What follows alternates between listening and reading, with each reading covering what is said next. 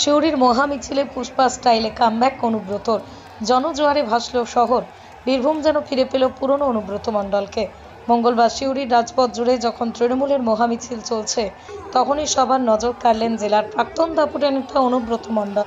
একেবারে সিনেমার কায়দায় পুষ্পা সিনেমার বিখ্যাত সিনের অনুকরণ করে রীতিমতো চমক দিলেন তিনি। তাতেই জনতার উচ্ছ্বাস দ্বিগুণ হয়ে ওঠে। 3 দিনের মহা মিছিলের শেষ দিনে আবহাওয়ার বাধা হয়ে দাঁড়ায়নি, বরং রোদ ঝলমলে দিনে সিউড়ির পথে পথে ঢল নামে নেতৃত্বরা উপস্থিত ছিলেন এই কর্মসূচিতে। জনজোয়ার দেখে আপ্লুত অনুব্রত নিজেও আবেগে ভেসে যান বলেই জানান ঘনিষ্ঠরা।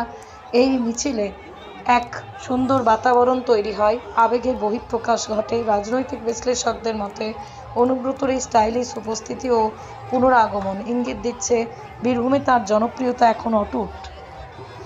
সিউড়ির এই মহা মিছিল তাই শুধু একটা রাজনৈতিক কর্মসূচি নয়, বরং অনেকের কাছে ফিরে আসার গল্প।